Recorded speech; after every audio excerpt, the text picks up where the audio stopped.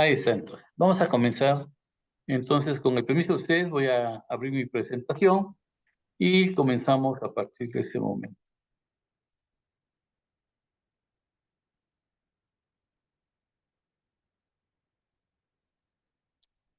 Ahí está.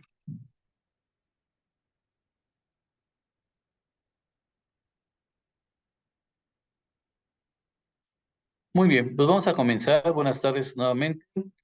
Le agradezco a la maestra Elvira Alcaraz, a la plataforma Luisa, que estamos empezando a conocer, para tener contacto en un área que a mí me llama mucho la atención, que tiene que ver con lo que se conoce comúnmente como capacitación, ¿verdad?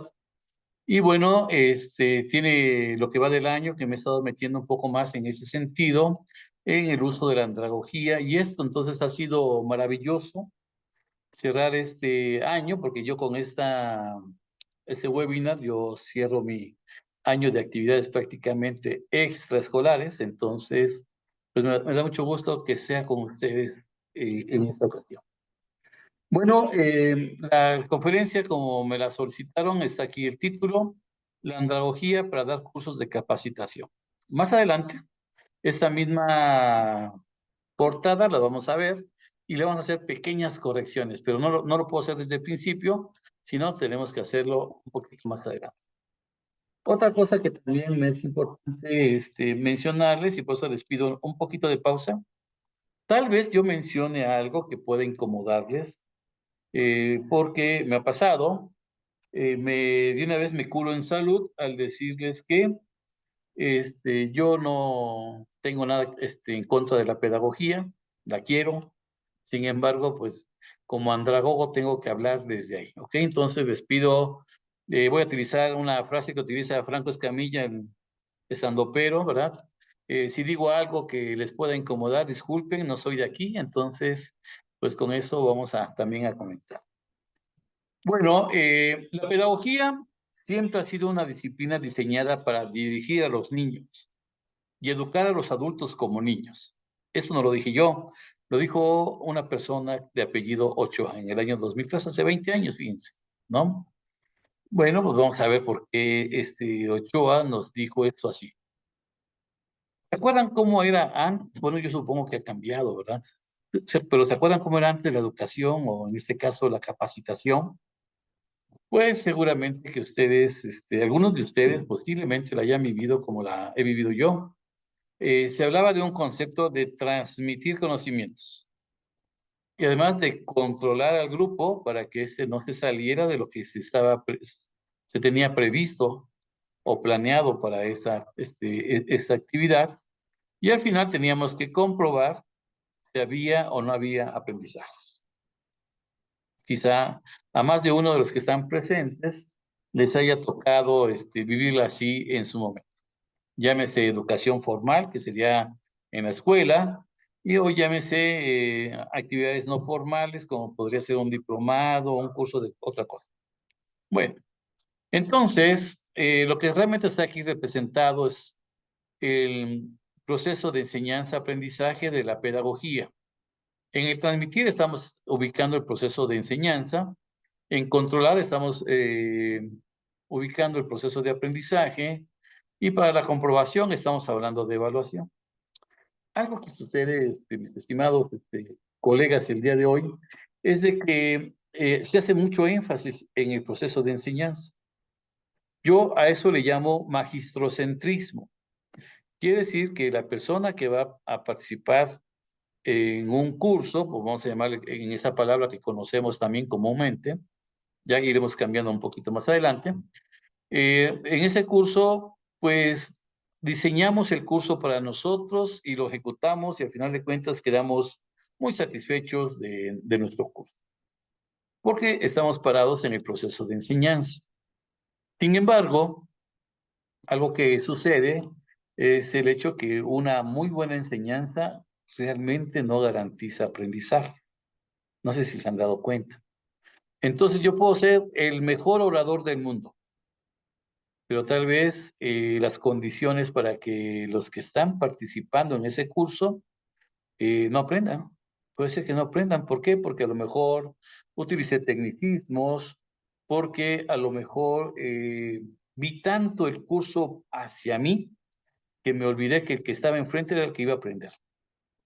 También puede pasar el hecho de que yo en mi proceso de enseñanza realmente esté fuera de las expectativas del participante. A lo mejor el participante llegó con unas ideas muy diferentes sobre el curso y resulta que como yo ya lo planifiqué, o planeé, como decimos en México, como ya lo planeé, pues lo voy a ejecutar tal como yo lo planeé, ¿no? Del minuto 0 al minuto 10 voy a hacer esto, del 11 al 20 y etcétera, etcétera, ¿no? Y entonces, en ocasiones, algo que también quizá no nos hemos dado cuenta, es que hacemos demasiado uso de la palabra. Y los pobres participantes están en un proceso de resistencia más que de aprendizaje, ¿no? De resistencia porque tienen que luchar para mantener sus ojos abiertos, tienen que, pues, intentar, mantenerse en vigilia, como decimos, ¿no? Entonces, el proceso de enseñanza a veces es mayor que el proceso de aprendizaje. Y por otro lado, las evaluaciones, que si ustedes mencionan la palabra examen a cualquier edad, le genera nerviosismo a más de uno. Entonces, las evaluaciones, que no necesariamente son exámenes, ¿verdad? También de repente hacen que entre el proceso de enseñanza y el proceso de evaluación sometan un poco más al proceso de aprendizaje, lo condicionen, ¿no? Y entonces están sobre el proceso de aprendizaje, pues todavía machacándolo ahí para que intente que suceda. Pero a veces, en ocasiones, el participante dice, oye, creo que esto no es lo mío, creo que estoy equivocado en este proceso y no es por aquí, ¿no? Y puede hacer que incluso hasta abandone el curso con tal de liberarse de la. Y esto sucede desde que empezamos el primer momento de nuestro curso, ¿no? Como instructores, capacitadores, el nombre que ustedes quieran conocerse. Y entonces llega esta persona, yo lo voy a llamar instructor para cambiar un poco la palabra. Llega el instructor y nos dice, buenos días, buenas tardes, la hora que sea. Oigan, el curso se llama fulano de tal. Ya se asume que ya presentaron al instructor.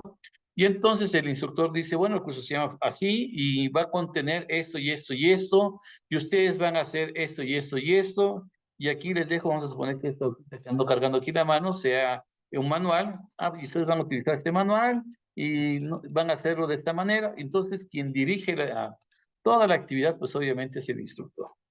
Y los que están enfrente, que también son igual de adultos que el que está hablando, pues nada más están diciéndole sí, sí, sí, porque al final de cuentas no tienen opción de poder hablar.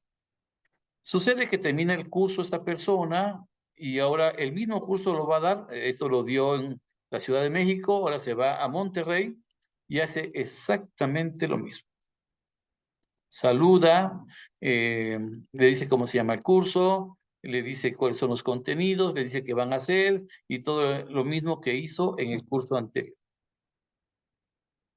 Entonces, si se dan cuenta, el proceso de enseñanza de repente puede estar totalmente desligado de los intereses de los que están enfrente o que están participando. Es algo muy común que sucede, ¿no? Sin embargo, hay una explicación. ¿Por qué es que lo hacemos así? Bueno, lo hacemos así porque existe algo que se llama proceso de enseñanza-aprendizaje, ¿verdad? Eso es algo que ya les había yo mencionado. Entonces, la pedagogía, que es la que conocemos y que hemos usado y que además la hemos vivido en las experiencias que hayamos tenido de niños en este proceso o desde niños, entonces estamos nosotros de alguna forma repitiendo patrones que, por ejemplo, en caso de su servidor, pues yo nací en el siglo XX, fui formado para el siglo XX y además para una sociedad del siglo XX que en este momento ya no existe.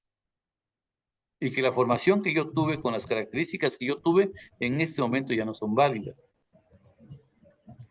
Y ahorita vamos a hablar un poquito más. Por ahí hay un micro abierto, por favor, si lo pueden cerrar. Bueno, entonces, eso es lo que sucede en este proceso. Y yo puedo estar parado en la teoría de aprendizaje que ustedes quieran. Aquí hay varias teorías de aprendizaje que seguramente conocerán ustedes en su momento, ¿no? Puede ser desde las teorías conductistas, desde las teorías cognitivistas, desde las teorías constructivistas o desde la teoría emergente, ¿no? Como podría ser el conectivismo. De donde esté parado. Pero generalmente en la pedagogía hacemos mucho énfasis en el proceso de enseñanza y pareciera que el proceso de aprendizaje es un proceso incluso azaroso, por no decirlo milagroso, en donde sucede, ay, qué bueno que sucedió y aprendieron, ¿no? De repente pasa así. Hay que tener, pues, atención en ese sentido. Yo lo que he dicho en diferentes foros, y lo digo en algún momento, aquí en la parte superior hay un código QR que lo pueden escanear. Ese código QR es otra persona que también tiene ideas muy parecidas a las mías, en el sentido de que la rueda fue un maravilloso invento para la humanidad. Hizo que la humanidad diera un salto ahí grandísimo en cuestión de evolución. Sin embargo, si se dan cuenta, y ustedes, o no sé si lo habían notado, pero vivimos en un mundo girocentrista. No se imaginan la cantidad de inventos que hay con respecto al principio de la rueda. Entonces, ¿qué ha pasado con la rueda? Pues la rueda fue inventada, algunos dicen que hace 3.500 años antes de Cristo, más los 2.000 que llevamos ya son 5.500 años. Y bueno, resulta que hasta 1910, en esa línea de tiempo de evolución de la humanidad, hasta 1910, los hermanos Wright fue que echaron a andar por primera vez un avión. A partir de ahí empezamos a conquistar el cielo. De manera un poco contradictoria, porque el avión para que pueda despegar necesita rodar. Quiere decir que también es un invento que está obviamente dependiente del principio girocentrista. Y yo he dicho que la rueda entonces es un invento maravilloso, pero que también ya llegó en un punto del desarrollo de la humanidad a ser como un límite, como un tope. Ya no podíamos pasar de ese punto. Estábamos ahí y ahí, porque todos los inventos estaban pensados en función a la rueda. ¿Qué hubiera pasado si no hubiera existido la rueda? Tal vez hubiéramos conquistado los cielos mucho antes de tiempo que 1910. Bueno, la pedagogía, que es la que hemos usado en todos los cursos, tanto formales como no formales, en todos esos cursos hemos utilizado la pedagogía. Y la pedagogía es maravillosa, pero también es un invento tope, porque al final de cuentas empezamos a utilizar la pedagogía con los niños, con los adolescentes, con los adultos, con los viejitos, con todos utilizamos la pedagogía. Sin embargo, me he atrevido a decir que a partir de la aparición de los millennials, la pedagogía caducó en ciertos niveles o en ciertas edades. Por ejemplo, caducó para los adolescentes, ha caducado para los adultos y entonces ya la pedagogía es como una camisa de una talla, 2 tallas más chicas que yo me quisiera poner y pues va a dar el clásico botonazo, ¿verdad? Ya no me va a quedar, ya va a estar tan apretado que ya no va a tener oportunidad de cubrirme. Bueno, igual sucede con la pedagogía y los adolescentes y los adultos de estos tiempos. Ya no es suficiente. Ya no tiene todas las respuestas que antes las teníamos tranquilamente. Bueno, vamos a ver más adelante. En ese sentido, vamos a ir dando algunas ideas aquí al principio y las iremos desarrollando a lo largo de esto, ¿no? Lo que yo les decía, desde que aparecieron los millennials, los procesos pedagógicos caducaron. ¿Y por qué creen que caducaron? Bueno, caducaron porque tenemos diferentes maneras de aprendizaje. Soy de la generación baby boomer y yo, imagínense, yo cuando nací, lo que estaba de moda eran los radios y después, pocos años después, la televisión de bulbos.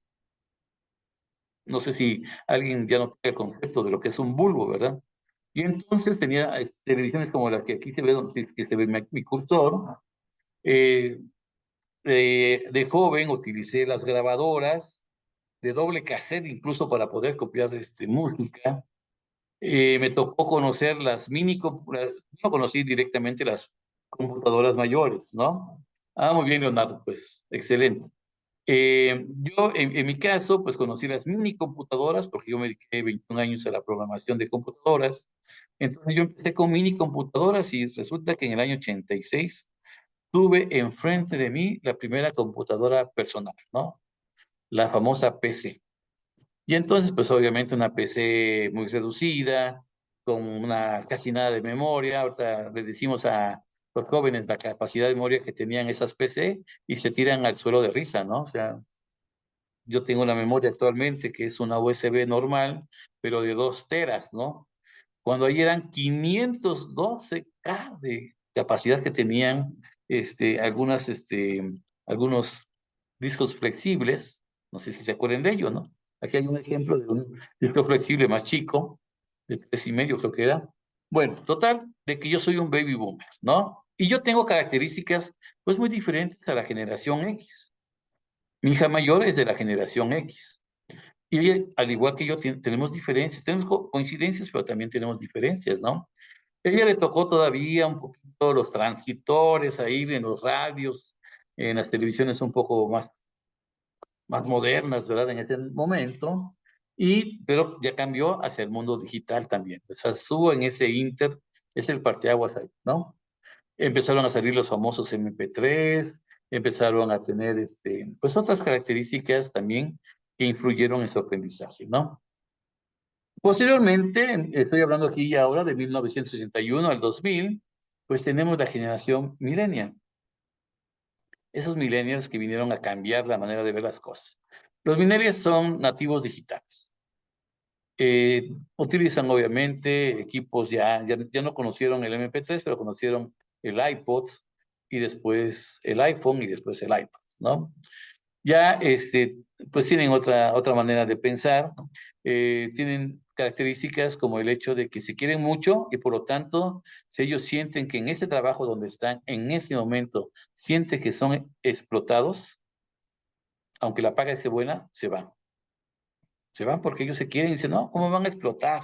¿Cómo van a hacer que yo trabaje más y yo que quién sabe qué? Y pronto se cambien de trabajos. De repente los millennials se han vuelto, algunos que yo conozco, se han vuelto como viajeros empresariales, ¿no? Se van a una empresa, luego ya están en otra, y si me descuido ya están en dos más adelante. O sea, son así más o menos los millennials, ¿no? Los millennials, déjenme decirle, porque es que la cuestión pedagógica caducó con ellos, porque ellos aprenden por sí solos, no necesitan. Si yo aquí tengo un aparatito, este control remoto de mi ventilador. Si yo le doy eso a un millennial y el millennial, dejen donde está la cámara ahí. Si el millennial no sabe cómo funciona esto, no te va a preguntar a ti.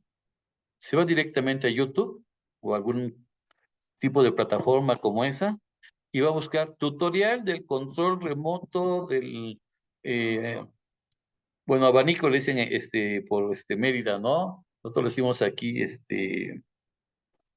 bueno, un poco de Ventilador. ventilador, ¿no? Entonces, ese tipo de cosas, ellos son totalmente independientes. Con ellos empezamos a cuestionarnos, ¿para qué necesitan los estudiantes a un profesor? Si pueden aprender por ellos mismos. La verdad, por ahí hay una charla de TED que más o menos se llama, profesor, enséñame algo que no pueda yo encontrar en Google, algo así se llama, ¿no? Una charla de TED. Entonces, básicamente eso es lo que pasa, ¿no? Por ahí también salió otra frase que decía una persona que en ese momento no recuerdo sus datos, pero decía, si un profesor puede ser reemplazado por un video de YouTube, que sea reemplazado. Y decir que ya no tiene más que darle a esos estudiantes. Los centennials, pues vienen también después de los millennials, del 2001 al 2016, ahorita están los alfa, en niveles básicos todavía. Bueno, los centennials, pues obviamente son netamente digitales, trabajan con muchísimas plataformas, les gusta el aspecto colaborativo, también en su momento pues aprenden por sí solos. La verdad, si ustedes dicen, a ver, jóvenes, el tema es, por ejemplo, el caso de medicina, ¿no? El corazón, Y ellos ya, cuando llegan al día siguiente, ya tienen muchos elementos del corazón. Ya no es como en otras escuelas que, compañeros, el corazón, por parte del profesor, ¿no? Es un órgano que así y así se divide, así es, ¿no? Ellos ya lo traen, ¿no? ¿Por qué? Porque eso es básicamente su manera de trabajo. Son más tendientes a lo que se conoce actualmente. Antes le llamábamos autodidactismo. Actualmente le llamamos aprendizaje autónomo, ¿no? Y entonces esa es la parte que tenemos que trabajar. Yo he dicho también, y válgase, y aprovecho la ocasión para decir que, y externo mi inquietud, de que los baby boomers somos transgeneracionales. Sí, yo estoy de acuerdo, que sí, con los bulbos, pasé por todos los diferentes tipos, hasta los transistores y los micro no sé qué cosa, los nano no sé qué cosa, y puedo utilizar una computadora, puedo utilizar un aparato móvil, puedo incluso a veces hasta más que los propios nativos de generacionales. O sea, quiere decir que los baby boomers podemos ser transgeneracionales, ¿no? Hemos sido muy adaptativos a cada uno de los cambios que han sucedido en las generaciones y por eso estamos aquí de repente, ¿no? Bueno, esa era una inquietud que me quería yo compartir. Pero la pregunta es, ¿estos cuatro tipos de generaciones aprenderán igual? Pues la respuesta inmediata sería seguramente que no. Seguramente que no, ¿verdad? En el caso de eso vamos a contestarlo en una diapositiva más adelante. Necesitamos tener un poquito más de información previa para poder responder. Bueno, en 1977, el doctor Félix Adam, de origen venezolano, ya fallecido, en su libro que se llama Andragogía, en la página 42, me acuerdo de ese libro, dijo que debiese existir una ciencia que atendiese al ser humano en sus diferentes momentos de acuerdo a su ciclo vital. Por eso la imagen desde un niño hasta un anciano, ¿no? Y en ese momento él decía en su libro, pues que sea la pedagogía quien atienda a los niños y que se extienda hacia los adolescentes en su atención. Para los adultos, que sea la andragogía quien los atienda. Bueno, eso es lo que él dijo en 1977. En años posteriores, hubo una pequeña modificación que hizo una persona muy cercana al doctor Félix Adam, que era su cuñado, el profesor Faustino Rodríguez Bausa, que nos hizo también una aportación. ¿Qué pasó con la antropología? Bueno, la doctora Elena Adam, hija de Félix Adam, posteriormente por cuestiones etimológicas cambió la O por la A, y entonces se conoce actualmente como antropagogía, que aquí dice la definición, que es ciencia y arte de la educación integral, personalizada y permanente del hombre según su desarrollo psicobiológico y en atención a su contexto filosófico, sociocultural, geohistórico, lúdico, ergológico o en situación de retiro laboral. O sea, todo eso está incluido ahí. Entonces, esa sería una definición actual, ¿no?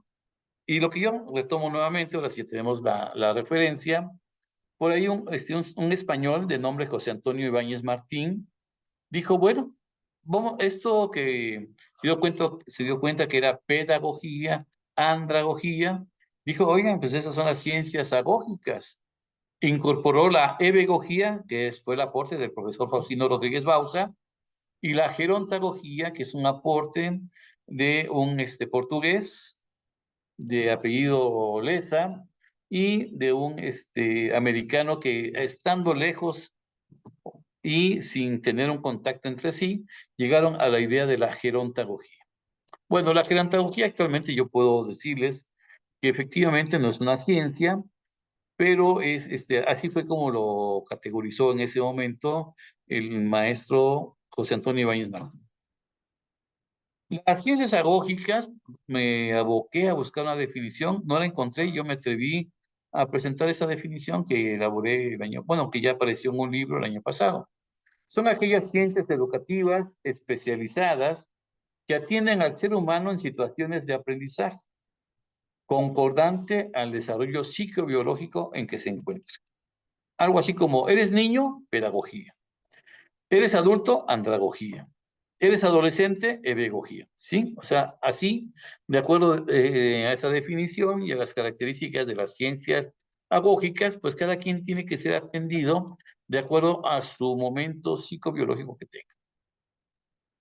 Hay algunos pioneros, aquí hay otro código QR en la parte superior, pueden escanearlo, ese es un artículo mío que se llama Andragogía y Andragogos, algo así se llama, un artículo que de repente tuvo mucho boom, eh, y de hecho aparece en varias plataformas por lo mismo también. Bueno, aquí voy a poner a los pioneros preandragógicos.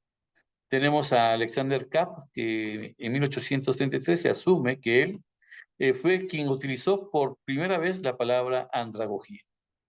Y lo utilizó para explicarle a sus estudiantes la manera en que cómo es la relación entre Platón y sus discípulos, ¿no? Allá en la época de los griegos clásicos.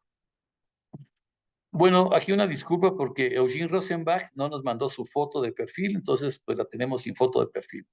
Entonces, Eugene Rosenbach fue la primera persona en 1920, casi 100 años después, que utilizó por primera vez ya la andragogía en algunas actividades educativas, algunas actividades de formación, algunas actividades así de algunos conocimientos que podrían tener, que podrían ofrecer de formación a los adultos. Edward Lindemann, yo quise agregarlo aquí, no es necesariamente un andragogo, sin embargo, las aportaciones que hizo Edward Lindemann, la verdad, es una cosa maravillosa. El buen tino del doctor Malcolm North, que es el padre de la andragogía, fue basar mucho su obra en los trabajos de Edward. Por otra parte, también Thorndike, algo así se pronuncia, Edward Thorndike, hizo muchos experimentos, trabajó muchísimo con animales para poder ver reacciones y cosas por ahí que después pudieran ser trasladados hacia lo que sería el ser humano en su momento, ¿no? Bueno, esos son los primeros que empezaron a, pues, a abrir un poco el espacio para lo que sería la antropología, ¿no? Pues en este caso tenemos a los andragogos en América, pues vamos a llamar como andragogos modernos, al doctor Malcolm Knowles, que es a quien se le adjudicó ser el padre de la andragogía. Vuelvo a insistir, él utilizó muchos trabajos de Lindemann y de Thorndike, y también pues hizo algo él también, ¿no? Lo que a mí le agradezco al doctor Knowles es del hecho de que haya sido punta de lanza para los demás que hemos venido atrás de él. Fue de origen estadounidense, también ya falleció en 1997. Y otra persona a la par prácticamente que Knowles estuvo el doctor Félix Adam, que ya había yo mencionado hace rato. Él también participó muchísimo, de origen venezolano. Él trabajó mucho hacia la andragogía, pero desde sus propias investigaciones. Él se puso el overol, se fue a hacer trabajo de investigación de campo, y todo lo que él en su momento empezó a escribir, desde 1977, 87 por ahí, su Dolén está tan vigente como si lo hubiera escrito el día de hoy. Él fue a quien se le acuña en el libro de Andragogía de 1977, se le acuña el término de educación permanente, algo que la UNESCO lo tradujo al inglés ya en el español como la educación a lo largo de la vida.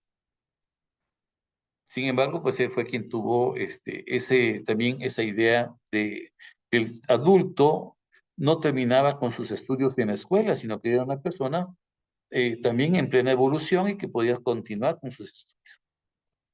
El doctor Manuel Castro Pereira, discípulo de Félix Adam y que lamentablemente el año pasado se nos adelantó, también de origen venezolano, pues hizo muchísimas también aportaciones. Por ahí habla de lo que sería un modelo andragógico, muy sencillo, pero bastante eficaz.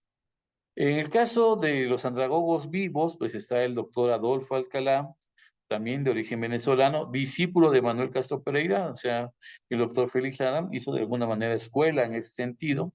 Y bueno, él ha escrito varios libros, hay libros en internet suyos que ustedes pueden descargar. Y también en Amazon encuentran un libro de una editorial española que habla sobre el aprendizaje en la andragogía. Una pregunta que me han hecho es que muy seguido es de que si la andragogía es una ciencia. Y la respuesta es sí. La andragogía es una ciencia porque, disculpen, porque tienen objeto de estudio que serían los adultos en situación de aprendizaje, tiene principios que vamos a ver en un rato más y tiene también una metodología o prácticas propias.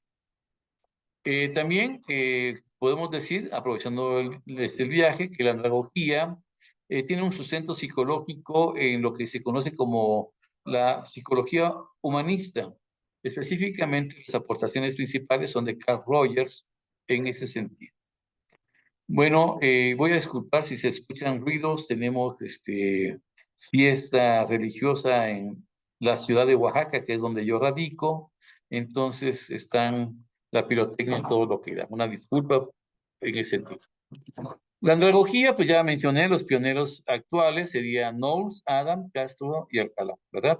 Esos son los pioneros de la andragogía. Y la andragogía puede convivir con algunas teorías de aprendizaje pedagógico, sí, ¿por qué no? Como la teoría del control adaptativo del pensamiento de John Anderson, la teoría de las inteligencias múltiples de Howard Gardner, o el conectivismo propuesto por Siemens y Downs. Esos pueden ser muy afines a la andragogía. Aquí hay una definición muy completa, enunciada por el doctor Adolfo Alcalá, me parece que en el año 2006, algo por el estilo, en donde dice que, voy a leerla y voy a explicar por qué. La ciencia y el arte que siendo parte de la antropología, ya vimos qué cosa es eso, y estando inmersa en la educación permanente, ya les dije quién fue quien lo propuso, se desarrolla a través de un hecho sustentado en la institución educativa, el ambiente, el contrato de aprendizaje, la didáctica, la evaluación y el trabajo en equipos, cuyo proceso, al ser orientado con el fin de lograr horizontalidad y participación, principios que vamos a ver un poco más adelante, y sinergia positiva por el facilitador del aprendizaje, permite incrementar el pensamiento, la autogestión, la calidad de vida y la creatividad del participante adulto en cualquiera de sus etapas vitales, con el propósito de proporcionarle una oportunidad para que logre su autorrealización. La palabra autorrealización, pues es un aporte tomado de Carl Rogers. ¿Por qué era importante ver esta definición? Porque es la más completa. Es más, un curso de andragogía podría estar sustentado en esa definición porque de ahí salen muchas cosas más. Pero fíjense que yo le hice una observación a, bueno, el doctor Adolfo Alcalá me ha distinguido como ser su sobrino adoptivo y obviamente correspondido como mi tío adoptivo. Entonces yo le llamé por teléfono una vez y le dije, oiga tío, tengo una observación a su definición.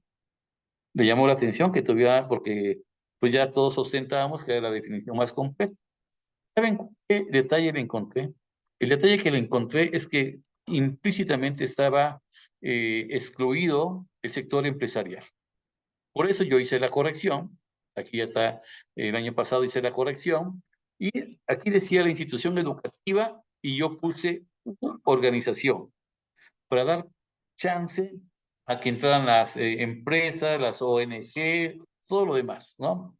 Y no todo es este aprendizaje en el salón de clases, en una universidad, sino que hay espacios que se pueden considerar, como por ejemplo lo que seguimos llamando capacitación en las empresas, ¿verdad?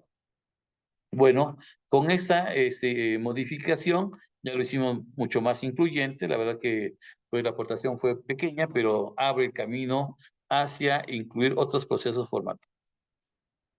Doctor Manuel Castro Pereira, en un libro que me dedicó, dice, la andragogía es la libertad del adulto en situación de aprendizaje. Me gustó muchísimo la frase porque realmente eso es lo que sucede en un proceso formativo. Déjenme decirles por qué ya no utilizo la palabra curso, porque estoy ya parado en la andragogía y en la andragogía no utilizamos la palabra curso. Utilizamos más bien la palabra procesos formativos, ¿no? Entonces, la ergología, que hace rato también ya la mencionamos, pero parece que pasó desapercibido. La ergología, pues es la ciencia que estudia en general el trabajo. Y bueno, en esta ergología ha sido muy mencionada en Venezuela. Yo me he metido a través de diferentes disciplinas comunes o concordantes, como podría ser comportamiento organizacional, psicología organizacional, cosas de ese tipo, ¿no? Entonces, la portada que hace rato puse al principio, basado en la petición de la maestra Elvira, de modificaciones y ya, porque ya tenemos el antecedente para decir la andragogía en procesos formativos ergológicos. Quiere decir que sería lo que llamamos comúnmente capacitación en la pedagogía. Aquí serían procesos formativos ergológicos o PFE, en cualquiera de ellos. Bueno, entonces, esta figura es una figura que yo presenté en mi artículo que se llama Andragogía y Ergología, me parece que en el año 2019 o 2018, en donde yo de manera libre puse, bueno, eh, llegamos por primera vez a una empresa, una organización, y entonces entramos a un proceso formativo de inducción. La persona que entra, pues viene quizá muy experta en diferentes áreas de conocimiento o en una específica por la cual fue contratado, pero pues obviamente no conoce a la organización y por lo tanto la organización tiene el deber de decirle, mira, ya llegaste, ahora incorpórate de esta manera con nosotros. A partir de ahí, y hasta lo que aquí dice retiro laboral, en la parte derecha que está, en el monito que está más pegado a mí, hay una pequeña situación, voy a ponerle, luego me regreso, diferencia como de 35 o 40 años, ¿no? Si es que la persona continúa ahí. Bueno, en la vida productiva, generalmente tenemos procesos que van a ir unos orientados hacia la técnica o la tecnología, si es que se consigue equipo nuevo o con una tecnología nueva o con algunos métodos diferentes. Algunos procesos formativos ergológicos se tendrán que ir hacia la parte administrativa, algunos hacia el desarrollo humano y otros hacia intereses personales. Bueno, déjeme decirle que estos dos últimos generalmente son los menos abordados en las organizaciones, lamentablemente.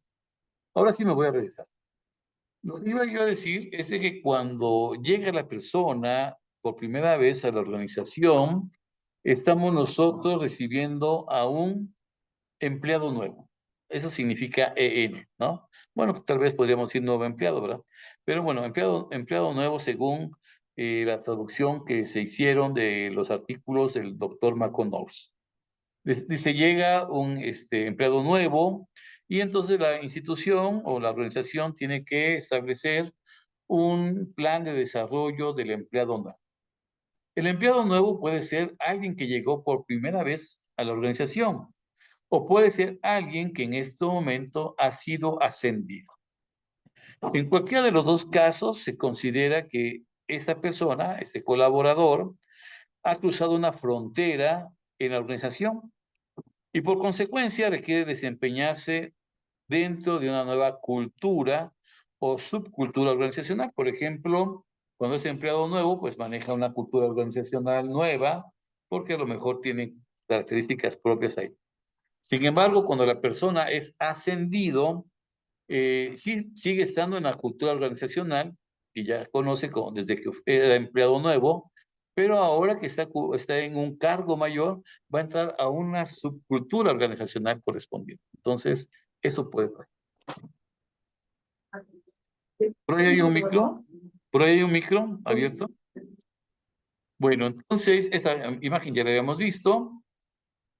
Y entonces fíjense qué es lo que sucede. Desde que entramos a la orientación, vamos a poner que sea un recién egresado de una universidad, un licenciado en algo, un ingeniero en algo, empezamos a generarle una situación del hacer, una imposición para la formación de un hábito del hacer que le va a durar 35, 40 años. Va a estar ahí como este hámster en su jaulita, en su rueda, en su jaulita dando vueltas y vueltas y vueltas, porque sabe que entra a las 7 de la mañana, sale a las 3 de la tarde, tiene que trabajar de lunes a viernes, los sábados de 9 a no sé qué hora, y así va a estar a lo largo de 30, 35 hasta 40 años en su momento, ¿no? Y todos los días es eso, tiene que checar cuando se vaya, porque si no checa cuando se vaya, va a ser considerado como una incidencia dentro de la organización, etcétera, etcétera. Pero va a llegar un momento que esta persona ya llegue a ser, pues prácticamente, si no un adulto mayor, estará muy cerca de serlo. Y entonces va a empezar a desacelerar. Esa es una explicación porque después de que se retiran laboralmente, algunos mueren. Yo he dicho que los colaboradores son como una flor, ¿no? Durante todo el tiempo de crecimiento, de desarrollo, pues es una cosa maravillosa, ¿verdad? Pero va a llegar un momento que aunque yo le siga echando agua, va a llegar y va a morir esa flor, ¿no? Igual sucede con los seres humanos en ámbito laboral. Lo que se pretende, y por eso quise aprovechar esta oportunidad, con esto es de que, por ejemplo, las ideas de Jenny Odell y Jung-Chul Han hablan de que debemos de ganarle tiempo para nosotros a la vida. Y entonces podríamos traducirlo como el no hacer. Desde antes de que se vaya al retiro laboral, eso sería lo idóneo, que no se ha considerado obviamente, pero sería idóneo de que las organizaciones pusieran atención. A ver, ¿quiénes son los que se van a ir a fines de este año? Ah, bueno, entonces desde enero empezamos a trabajar algunas actividades para que ellos aprendan a no hacer. Muchos compañeros que se han jubilado en el plantel donde yo trabajo me dicen que batallan y lo que hacen al día siguiente es levantarse a la misma hora como se habían levantado en los últimos 40 años. ¿Por qué? Porque se quedaron ya con el ratoncito ahí en la cabeza de que tienen que ir a checar y de repente dicen, ay, pero si ya me jubilé, ¿no? Sí, ¿no? Y eso también entra y empieza a manifestarse en procesos de depresión ahí en su momento. Entonces, por ahí es que eso sucede así. Y lo ideal sería que en las organizaciones, así como pensaron en la inducción, tendría que haber un proceso que se llamaría, en ese momento, no hacer, que aprendan a no hacer. ¿Y qué van a hacer con ese tiempo libre? Yo he visto personas que se retiran laboralmente y cuando llevan un proyecto de vida, como que tienen una nueva juventud ahí. Pero cuando no saben ni qué van a hacer y ya tienen que retirarse porque ya se sienten cansados o ya están muy enfermos o algo por el estilo que los obliga a jubilarse ya, entonces mueren rápidamente. Hay cosas que se pueden hacer con esto. Hay procesos formativos ergológicos aislados, lo que en pedagogía se conocen como cursos. Tenemos diplomados, tenemos certificaciones que podemos fomentar. Las personas de recursos humanos de las organizaciones debiesen trabajar muchísimo en ese sentido. Algo así como, llegó un empleado nuevo, ¿de qué edad? ¿Con qué antigüedades ya acumuladas? Y a partir de ahí hago su proyección para empezar a hacer sus atenciones en los procesos del no hacer. Empezar a ayudarles a desacelerarse en ese sentido. Pero también, obviamente, estos procesos que estoy mencionando aquí en la parte superior, en medio de la diapositiva, horizontalmente hablando, tenemos que estar trabajando en estos sectores de técnica administrativa, desarrollo humano. Ojalá que algún día se pudieran incorporar los intereses personales. Por ejemplo, a lo mejor a 2, 3 empleados les gustaría aprender a tocar guitarra y formar un trío. Pues ahora hay que ayudarles a que aprendan a tocar guitarra y que se puedan desarrollar en ese sentido, ¿no? Pocas empresas, porque sé que sí hay, muy pocas empresas existen como. Hay una premisa, por la cuestión del tiempo, hay una premisa que es de que los adultos y los niños aprendemos diferentes. A ver qué piensan ustedes. Pero esta foto nos puede ayudar. De este lado tenemos niños y de este lado tenemos profesionistas. ¿Son iguales? Su respuesta seguramente será no. Entonces, si no son iguales, ¿por qué se pretende formar como si lo fuera? Ellos son formados con pedagogía, los niños, y los adultos también.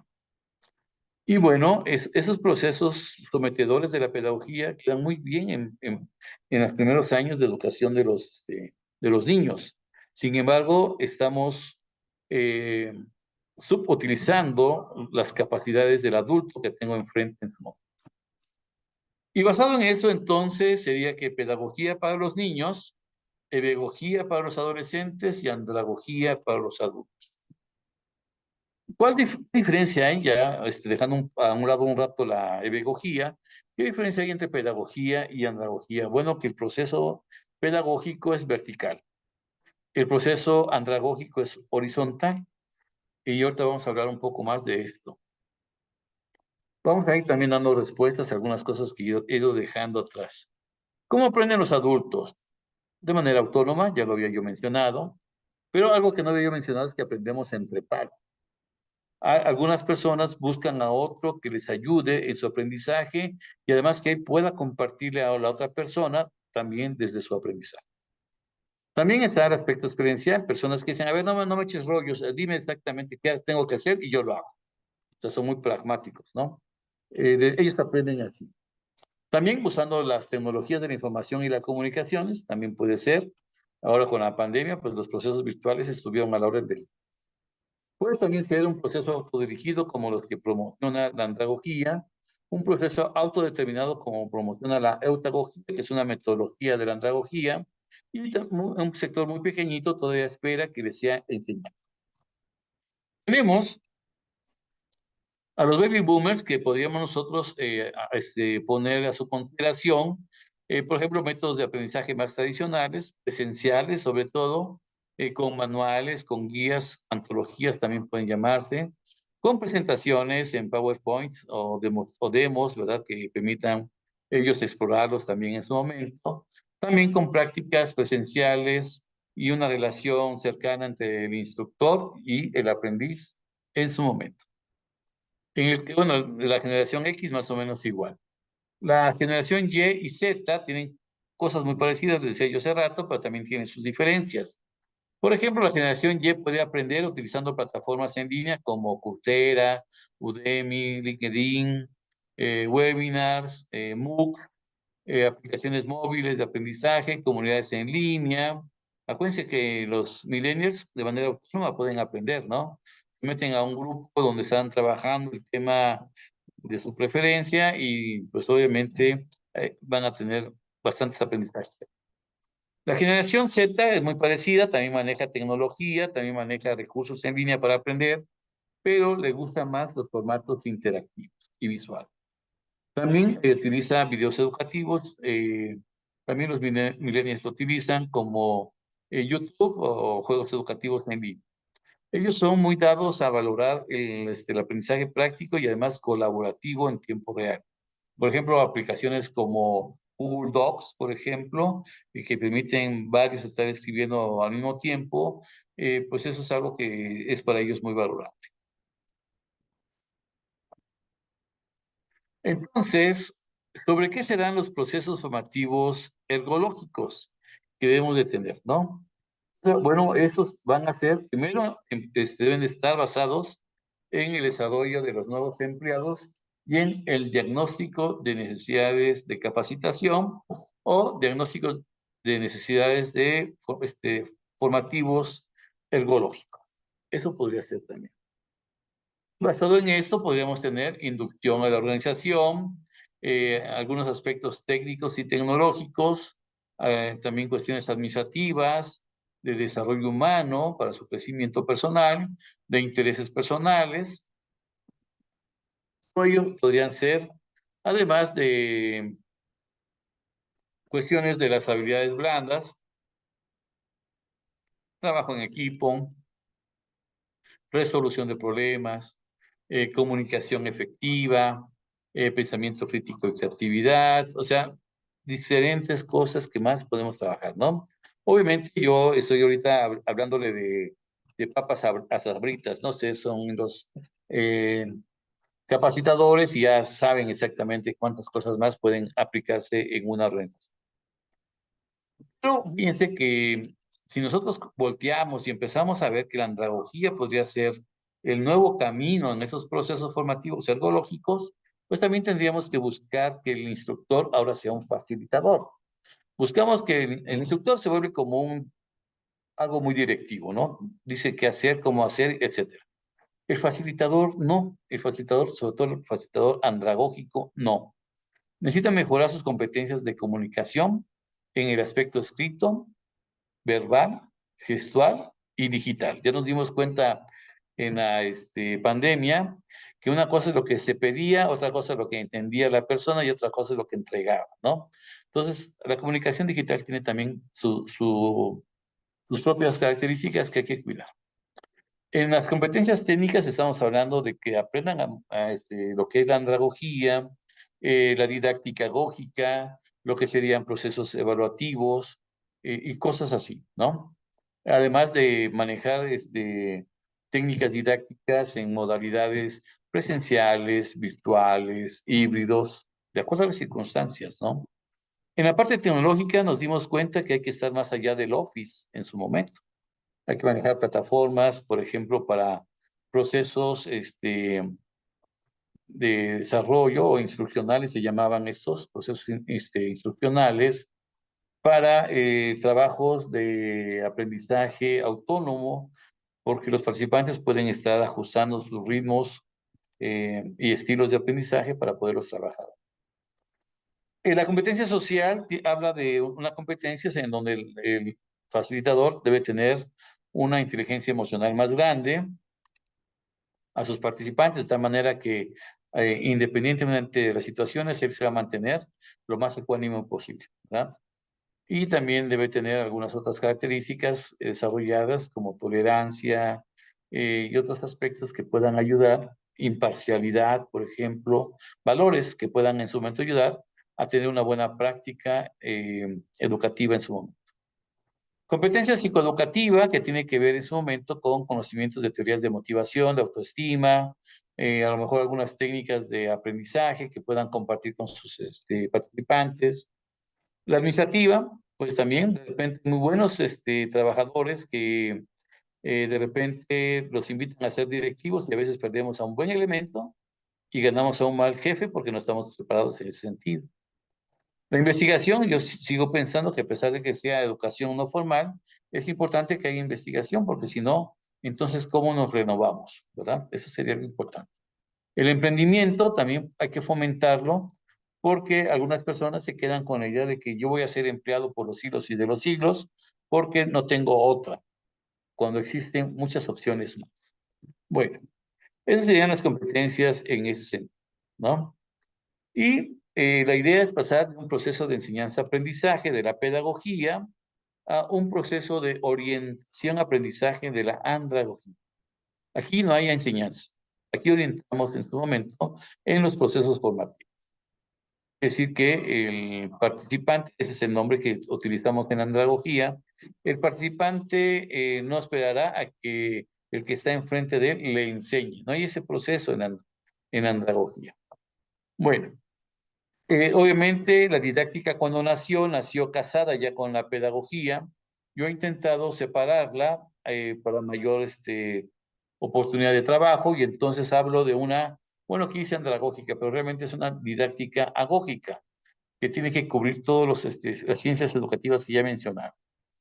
Yo la definí como ciencia y arte que estudia la aplicación del proceso educativo a través de métodos, de técnicas propias y adaptadas, acorde al momento psicobiológico del conocimiento. Quiere decir que a un adolescente, pues no le voy a poner cosas de niño, ni a un niño le voy a poner cosas de adulto, ¿no? O sea, tiene que estar como acorde en ese momento. Y tampoco puedo poner en un adulto cosas infantiloides, porque les podemos generar cierta situación en sus procesos formativos. La andragogía tiene principios, praxis, técnicas, evaluación, metodologías, y rápidamente lo vamos a abordar. Tenemos principios de aprendizaje por parte del doctor Knowles, la necesidad de saber, si no, no va a poder incorporarse a un proceso formativo, el concepto personal que tiene, si es una persona dependiente, independiente en su aprendizaje. En andragogía sí consideramos la experiencia previa, y eso eleva el capital humano dentro del salón de clases o del salón donde se realice el proceso formativo ergológico. También tenemos que considerar la disposición para aprender, que tiene que ver con la metodología, la logística, cómo se va a trabajar, si esto está funcionando bien, si el mobiliario es cómodo, el adulto sigue. Si no, en algún momento se va a parar y se va a ir y ya no va a regresar. También tiene que haber una orientación o inclinación al aprendizaje basado en la manera en que cómo puedo relacionar lo que estoy viendo en el proceso formativo con mi vida personal o con mi vida laboral, ¿no? ¿Qué tan aplicativo es? Y también la motivación que yo le dé a estar participando en este proceso formativo. Los principios de la praxis andragógica son el principio de horizontalidad y de participación. La horizontalidad significa que todos nos reconocemos como adultos. No hay nadie más que otro. Y además que el adulto es el experto en su aprendizaje. Quiere decir que él va a saber que realmente aprendió o no. En la pedagogía, el experto del aprendizaje de los participantes es el profesor. Aquí no. Aquí es el propio participante. ¿Por qué le decimos participantes a los que están en un proceso formativo andragógico? Por este principio de participación. Todas las cosas que tienen que van a suceder o que están sucediendo, los participantes toman decisiones y asumen las consecuencias de estas decisiones. Entonces, por eso son participantes. Los principios de la evaluación, pues tienen que ver con la permanencia. Esto está funcionando, me está gustando, me quedo. También tiene que ver con la progresividad. Estoy aprendiendo más, me quedo. También tiene que ver con la criticidad. Tengo que voltear hacia mi trabajo y no evaluarlo por la cantidad de horas que utilicé, sino más bien por la pertinencia del trabajo con respecto a las expectativas fijadas previamente. La practicidad tiene que ver en su momento que yo reconozca que esto está siendo útil. Y la flexibilidad es un principio precioso de la andragogía que dice que el participante es quien decide cuál es el mejor momento para ser evaluado. No lo decide el profesor como sucede en la pedagogía, lo decide el participante. Bueno, eso sería con respecto a los principios. La praxis andragógica, a mí se me ha ocurrido utilizar este escenario de teatro, en donde lo que está en azul en la parte de atrás del escenario, lo que llaman bambalinas, me parece, esa parte sería en su momento la preplaneación. La andragogía, el andragogo tiene que hacer una preplaneación para que cuando esté frente al grupo en la primera sesión, en el primer minuto, empiece a trabajar lo que sería la fase de coplaneación. En la pedagogía se conoce como encuadre. La coplaneación es importante en la andragogía. ¿Por qué? Porque aquí realmente se hace la planeación del proceso formativo inmediatamente. Los participantes son los que deciden cuáles van a ser sus evidencias de aprendizaje y cuánto va a valer cada una de ellas. No lo decido yo como facilitador, lo deciden ellos. Y entonces, el círculo rojo, perdón, que está ahí, me representa mi evaluación, que es en 3 fases. La autoevaluación, la coevaluación y la evaluación unidireccional o evaluación del facilitador. De esa manera es como la andragogía trabaja. Y el resultado que podemos tener nosotros, aquí hay algunos ejemplos de evidencias de aprendizaje, si ustedes quieren ver, la actividad integradora puede valer máximo 60%, los que están las evidencias del lado izquierdo pueden valer máximo 30%, y las evidencias del lado derecho pueden valer máximo 15%. O sea, pueden valer menos, pero no pueden valer más. Bueno, les decía yo que lo rico y valioso del proceso de coplaneación es este documento, el contrato de aprendizaje. Aquí los participantes tienen que poner, obviamente, varios datos, pero entre ellos, cuáles van a ser sus evidencias de aprendizaje. ¿Cuánto va a valer cada uno de ellos, de esas evidencias? Y además, ¿cuándo los van a entregar? En la parte de abajo firman los integrantes y del lado derecho firma el participante, perdón, el facilitador, y ya estuvo, ya quedó el contrato de aprendizaje. Lo que sí cabe mencionar es de que hay contratos de aprendizaje por cada equipo de trabajo que exista en el grupo. Entonces, si mi grupo es de 5, entonces quiere decir que va a haber 5 contratos de aprendizaje, ¿verdad? Algo así como lo que está aquí en esta imagen. Vamos a suponer que son 4 equipos, quiere decir que hay 4 maneras de abordaje del mismo proceso formativo. Y cada quien puede poner lo que considere necesario. ¿Qué es lo que motiva a los equipos a decidir cuál sí y cuál no? Lo que motiva a los equipos a decidirlo son en su momento sus intereses y sus necesidades. No todos los equipos tienen los mismos intereses y no todos los equipos tienen las mismas necesidades. Eso es que hace la diferencia en optar por una cosa que por otra. Bueno, con respecto a las técnicas, pues rápidamente podemos hacer uso de técnicas netamente andragógicas como todo a las partes al todo y la plena 5-12 son nacidas andragógicas. De uso andragógico quiere decir que son pedagógicas, pero que se pueden utilizar con andragogía. Serían las técnicas de aprendizaje colaborativo como casos, aprendizaje basado en problemas, aprendizaje basado en proyectos, aprendizaje basado en investigación y en servicio. Con expertos podemos hacer debates, paneles, mesas redondas, simposios, seminarios y conversatorios. Obviamente tiene mayor riqueza invitar a gente de fuera que del propio espacio o del propio grupo, porque del grupo se va a preparar con los mismos materiales que tenemos todos y quizá no tengan experiencia. En cambio, si yo invito a personas de fuera del grupo, incluso hasta de la institución, pueden traer experiencias que de repente eso no lo vamos a encontrar en los libros, ¿verdad? Bueno, respecto a la evaluación comienza en la fase de coplaneación. Aquí decidimos cuánto va a valer el porcentaje de autoevaluación, de coevaluación y de la evaluación unidireccional o del facilitador. La autoevaluación tiene que tener el mayor porcentaje posible, un 60, 70% puede tener. La coevaluación y la evaluación unidireccional se dividen el resto del porcentaje. O sea que si es 60%, se dividirían 20 y 20.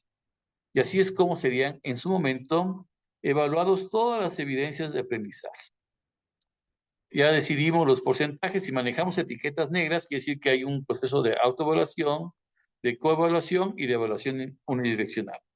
Nos guiamos por las etiquetas blancas, sería que no hay evaluación, no hay coevaluación, sino nada más hay autoevaluación y evaluación unidireccional. Bueno, entonces, una misma evidencia de aprendizaje va a tener tres perspectivas, ¿verdad? La perspectiva del aprendiz o del participante propia, la de su equipo de trabajo y la del facilitador. De esa manera es como nosotros en la andragogía es que consideramos estos procesos de evaluación.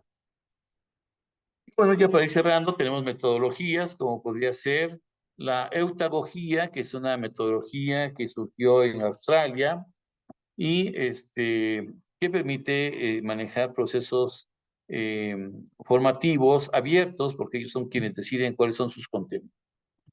La pedagogía, que es aprendizaje entre pares, pues ya la conocemos en ocasiones, muchas veces, no sé si les pasó a ustedes, pero en la secundaria, por ejemplo, le preguntábamos algo a un compañero que nos explicara sobre un ejercicio y a veces le entendíamos mucho más rápido a ese compañero que al propio profesor, ¿verdad? Bueno, esas son de las bondades del aprendizaje entre pares. La pedagogía, pues son los procesos de aprendizaje, pero que se realizan a través de las tecnologías de la información y comunicaciones, ¿no?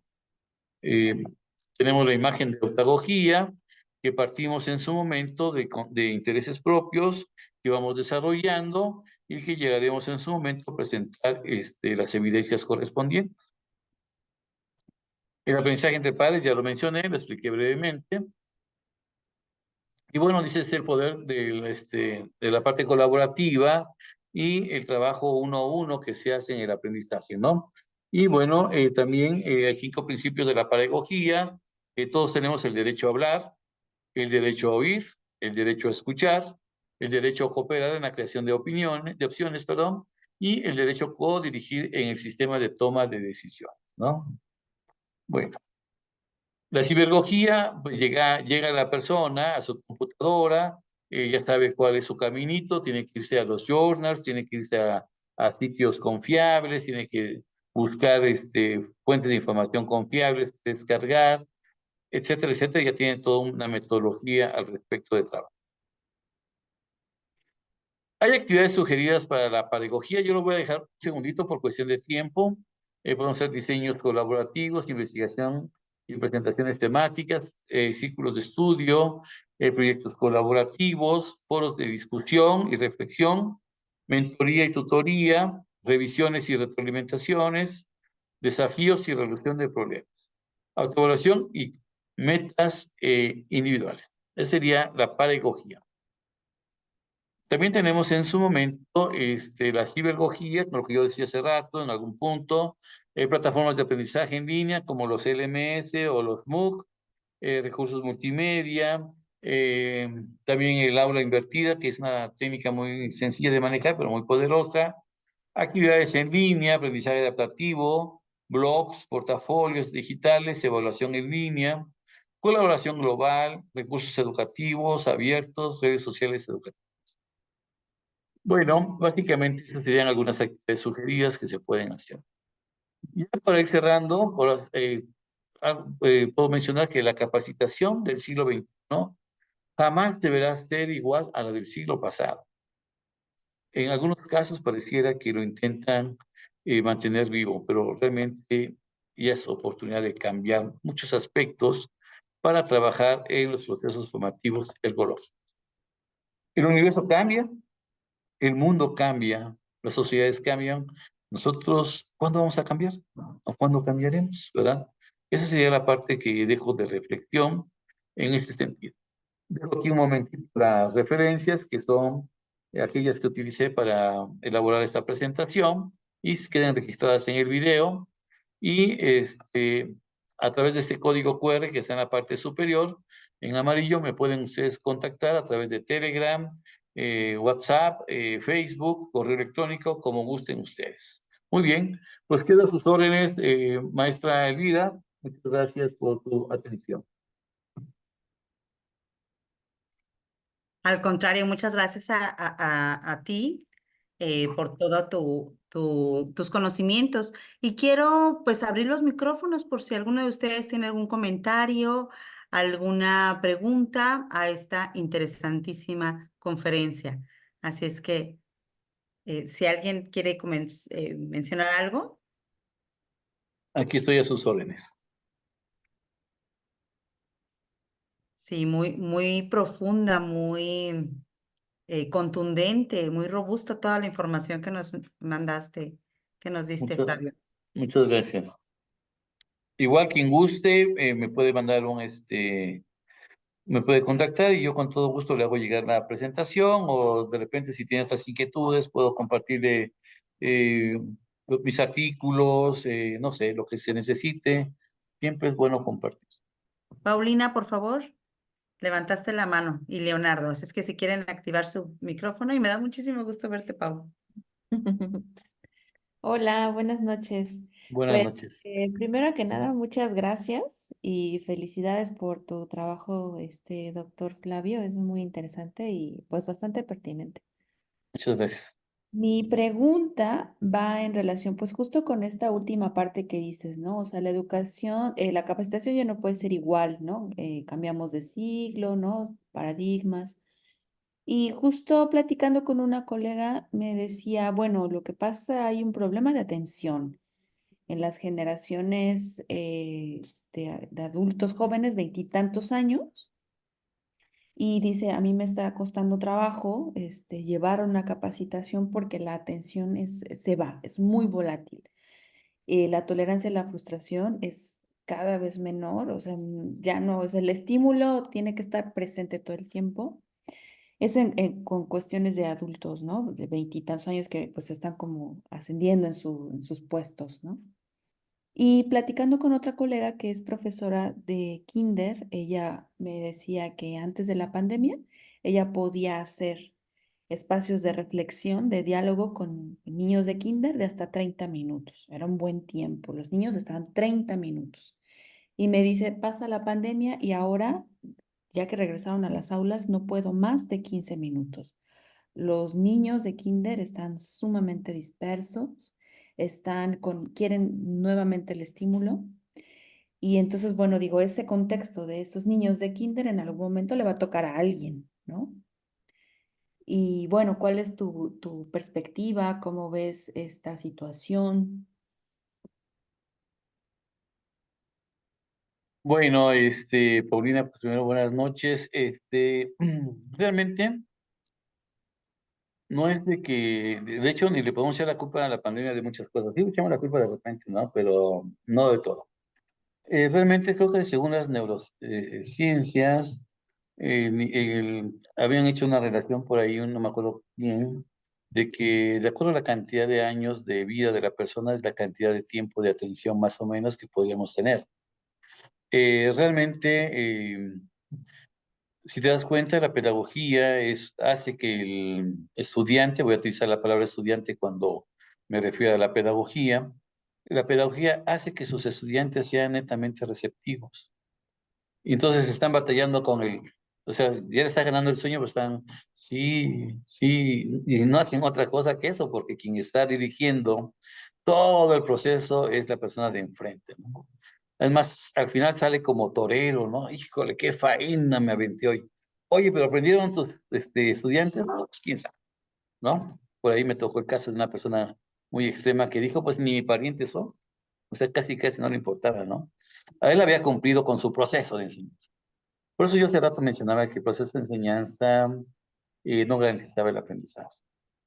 Pero si tú trabajas diferentes maneras, haciendo que no sea lineal tu proceso formativo, sino que haya picos, ¿no?, de participaciones, pues seguramente que esto va a ser más interesante. Si tú logras meter desafíos a esas personas, quien tengas enfrente, seguramente que va a ser más interesante. Yo tuve oportunidad de trabajar con niños de 3 años a 6 años en educación no formal, y déjame decirte que al más travieso, si tú le pones una responsabilidad, cambia, ¿eh? Inmediatamente. A ver, voy a utilizar aquí el compañero Leonardo, que no tengo el gusto de conocer, pero a ver, Leo, pues ya te das cuenta que Leo anda muy inquieto, ¿no? Oye, Leo, ¿me vas a hacer el favor de estar al pendiente de ver quiénes son los que se portan mal? O sea, él no se da cuenta que él es el que se porta mal, ¿no? Y va a estar, pero Leo, totalmente en su rol ahora de fiscalizador de conductas, ¿no? Y vas a decir, oye, es que Leo ya cambió en ese segundo, ¿no? Porque a veces son los desafíos que hacen que uno cambie. Pero si le estás dando pan con lo mismo durante todas las horas de toda la semana, pues ya el niño dice, ya estoy hasta aquí yo esto, pues, ¿no? Tengo que cambiar. Y no el niño, el adolescente, el adulto, todos nos vamos a aburrir de que nos sigas dando la sesión tal cual, ¿no? Entonces es importante que no te pares en el proceso de enseñanza, ¿no? Y te pares más bien en el proceso de aprendizaje. El proceso de enseñanza está parado en la pregunta, ¿cómo le hago para enseñarle a mis estudiantes tal tema? Cuando estás parado en el proceso de aprendizaje, la pregunta cambia. Pareciera que es casi igual, pero no. ¿Cómo le voy a hacer para que mis estudiantes aprendan tal tema? Ya no estoy parado en mis intereses. Estoy parado en los intereses de mis estudiantes. Y entonces, pues obviamente el rollo es diferente. Porque ahora sí tengo que considerar que Pedrito es de una manera, Juanito es de otra, Lulú es de otra y así sucesivamente, ¿no? Entonces tengo que pensar de otra manera para que ellos realmente aprendan. Esa es la pequeña diferencia entre un profesor a un facilitador, ¿no? ¿Dónde estás parado? Ese es el rol que te toca hacer, ¿no? No sé si con eso te contesto, Pau, pero por ahí podría ser. Si tienes otra pregunta o ahondar más, por favor, estamos en confianza. Sí, creo que más bien, o sea, mi pregunta me quedó muy clara en tu exposición, pero yo me refiero a otra cosa, o sea, a esta situación de nivel de atención de las personas, por ejemplo, el estímulo del celular, el estímulo de luz, de movimiento, no la adicción a los dispositivos Claro, o la rapidez, ¿no? Entonces, como desde ese lugar, o sea, con esas personas que no, o sea, antes no pasaba así, ¿no? Porque no había ni siquiera celulares y fueron como paulatinos. Pero ahora, como con ese cambio y justo con estos desafíos de esta colega, ¿no? Dice, pues ya cambió, ¿no? O sea, justo esto que ya cambió. ok. O sea, el intergeneracional incluso, ¿no? Son diferentes, la atención es El chiste es de que tú tienes que tener mayor capacidad de atraer la atención de esas personas, incluyendo usando el celular. Porque si yo, por ejemplo, tenía una colega que decía, jóvenes, aquí está mi celular. Bueno, ¿dónde se ve? Ahí se ve. Aquí está mi celular y lo voy a poner aquí en mi mesa y nadie usa el celular, ni yo tampoco. Espérame. Y si mejor dices, oigan, ¿y qué tal que si checan el sitio fulano de tal y a ver qué encuentran ahí ustedes? Y de ahí nos vamos a ir a tal otro lugar y los tienes trabajando con el enemigo de muchos y que tú lo vas a hacer tu amigo, ¿no? Tienes que sumar a lo que actualmente las generaciones utilizan y no rechazarlos desde ahí, ¿no?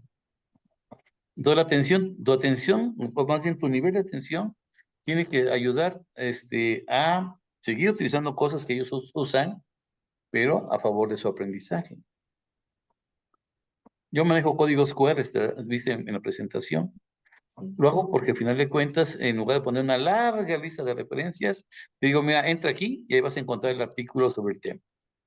Si quieres ahondar más, ahí está, ¿no? Y ya. O sea, no tengo que andarme distrayendo de otras cosas. Ya, digo, mira, está, escanea el código QR y ahí está, ¿no?